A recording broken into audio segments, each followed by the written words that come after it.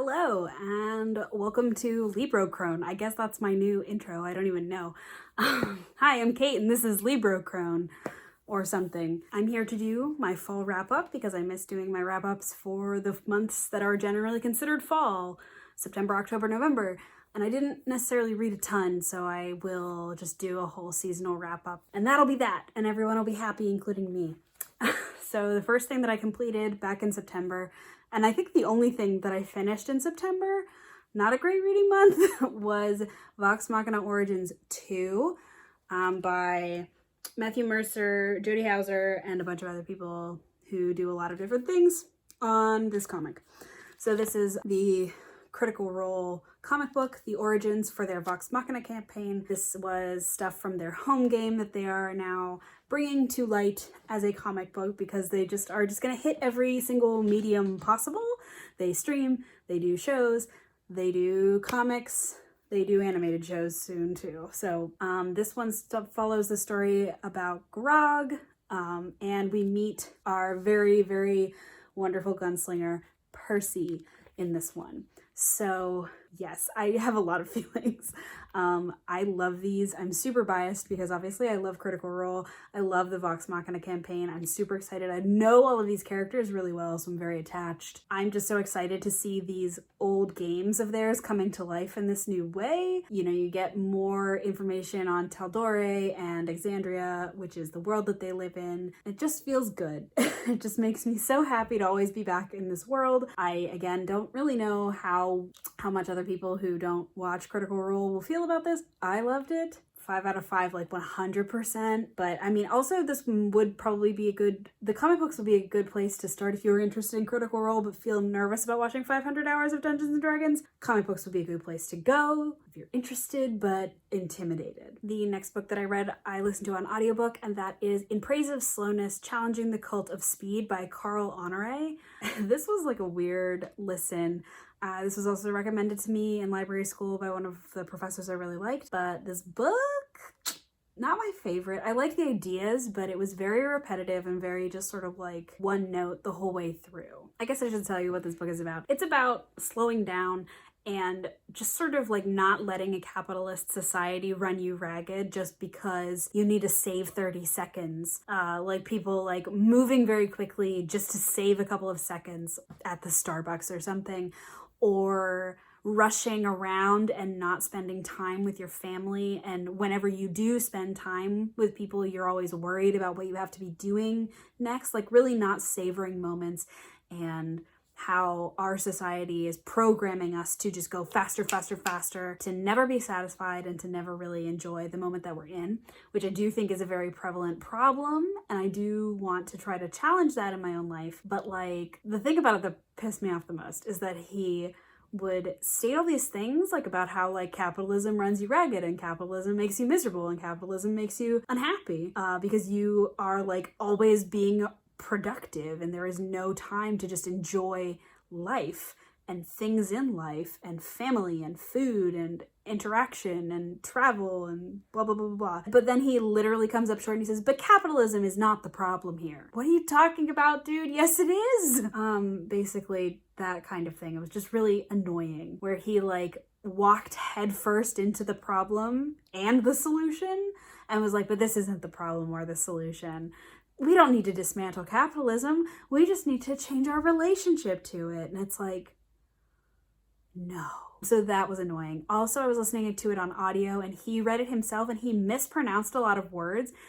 He mispronounced the word artisanal and he was like artisanal. Like he didn't say artisanal. He didn't say like that, but he was like artisanal or something like ridiculous. That's just like, that's not how you pronounce artisanal. I don't understand. Like he's like really into this whole like slow food, artisanal food movement, but he doesn't know how to pronounce the word artisanal. Also, he has graduate degrees in like Italian and he can't pronounce words. He also mispronounced Don Quixote. He literally pronounces Don Quixote as Quixote. And I had to like pause the audiobook and be like, did I just hear what I think I just heard? Don Quixote? It makes Quixote sound so much better, doesn't it? To be like Don Quixote and really mean it. So it was hard to take him seriously in a lot of these instances because he was so like trying so hard but like failing so miserably. But the ideas are there of like ways to slow down, ways to sort of detach from this like ultra capitalist, ultra productivity perspective on life, which I think a lot of people could benefit from reading this book. I think a lot of moderates would really love it. I feel like moderates would just eat it up. I ended up giving it 3 out of 5 stars because like the ideas are good, but like there's a lot wrong with the book and the author in my opinion. So like, yikes. The next book that I read was my reread of The Diviners, because I'm kind of in a constant state of rereading The Diviners these days just because they're just like so fun and they make me so happy. I reread this around Halloween because I just wanted a spooky book. This one and Lair of Dreams are always just so like, mwah, perfect. 5 out of 5 for like the 3rd time in a row or whatever. I love it.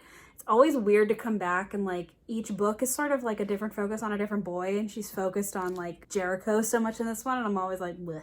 This is about, in case you haven't heard, this is about 1920s magical power children, kind of. Like it's YA technically, but like they don't act like teenagers, they act like adults who are young, which is great. Lots of spooky ghosts, lots of creepy crawlies, and an extremely 1920s aesthetic, and that is so good. The 1920s vibe is engaged with completely, which I love so, so much. It does not shy away from how gross and bad the 1920s were. This series is one of my favorites. It always will be, I think. It's so good. The next book I read after that was Piranesi by Susanna Clarke. Oh! I read part of it and listened to part of it on audiobook because I actually pre-ordered the audiobook ages ago, but I got this physical copy for my birthday, which is super cool. Super happy to have both because I am more likely to read things in audio these days than I am in print, but I really wanted to read this one, so I actually like read along with the audio, which was super fun. And if I recall correctly, the audio was narrated by Chiwetel Ejiofor, who, cool British actor, love him. He did a great job with this. This is about a man called Piranesi who lives in the house, which is this labyrinthine, eerie, creepy, beautiful set of halls full of statues. And he documents the statues and he keeps track of the tides because there's this water that comes in and out throughout the house. And he keeps track of it and he learns it. It's almost like being someone who's like really into like nature and like early humans documenting natural phenomenon is kind of like what he's doing in this otherworldly place. He's visited a couple times a week by his only friend, the only other human he knows called the Other, who is eerily different than Piranesi in many ways. And this book is atmospheric, it's creepy, it's uncomfortable. You sense instantly that something is just like wrong, but the narrator is so happy and so content that this dissonance in the writing in between the characters is just so uncomfortable. You just like can't deal with it. So you have to find out what's going on, what's wrong. It's very short. It packs a punch with just a little bit. And to me, this is like immaculate Susanna Clarke. She is such a master of craft that she can write, you know, a 900-page epic magic battle basically, and then follow it up with just, you know, under 300 pages of beautiful atmospheric writing that just transports you. It's weird.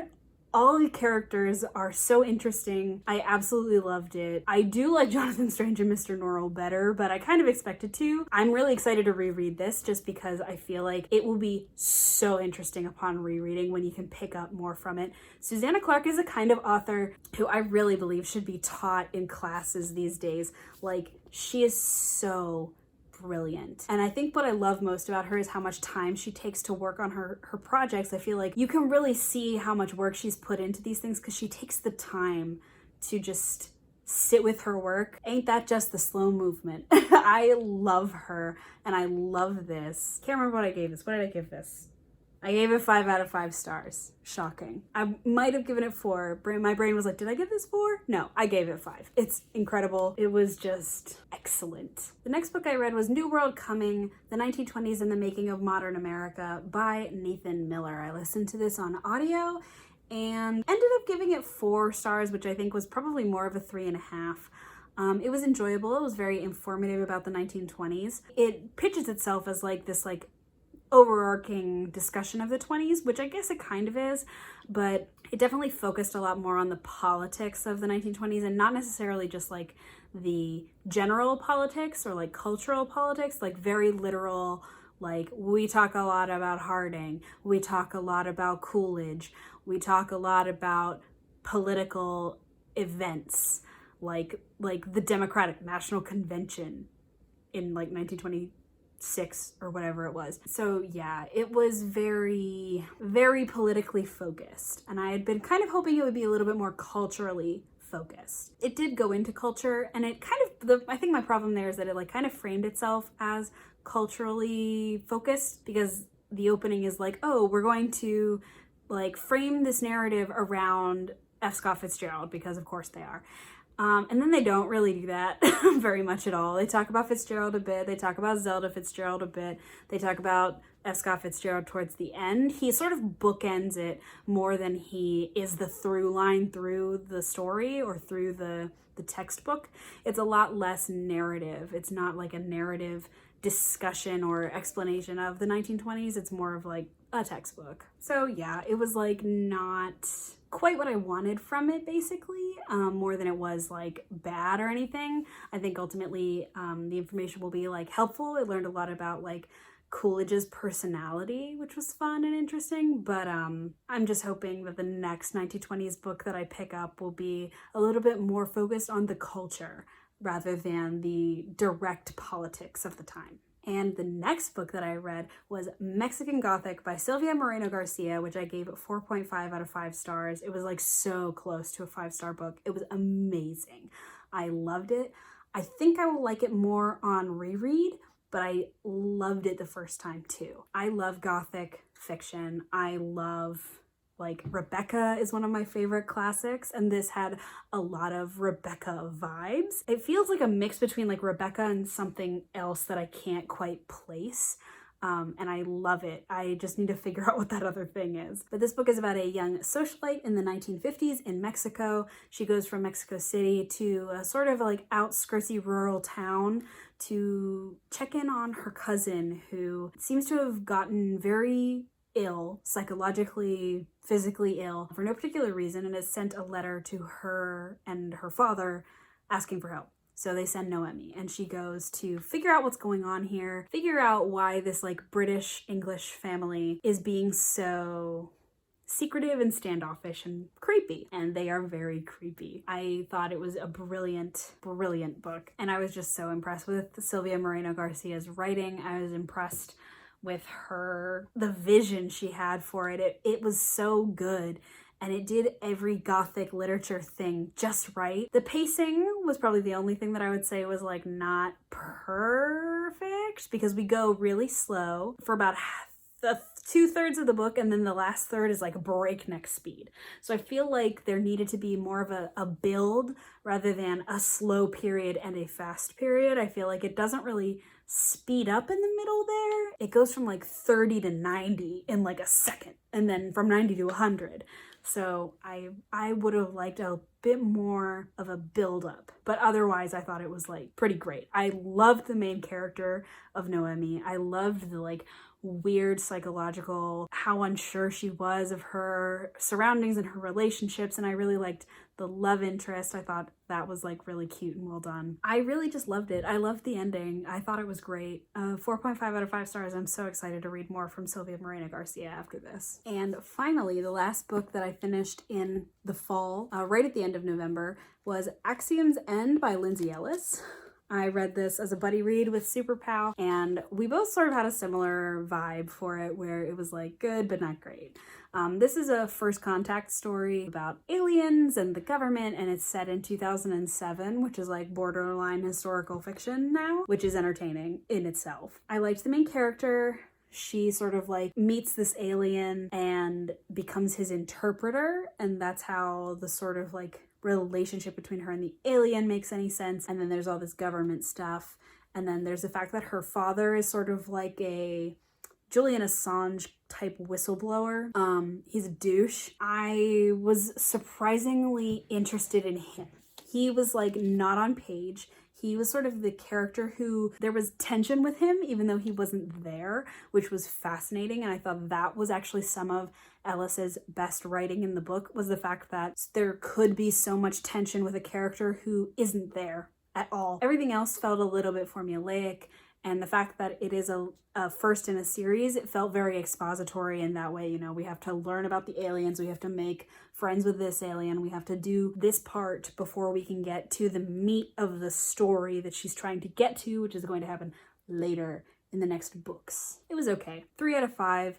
I'm gonna give the second book in the series a chance, probably, because I really love Lindsay Ellis and I think she's great. I'm also not, like, I've mentioned this before, but like I'm not super into sci-fi in general, so like this is a hard sell for me. It was fine.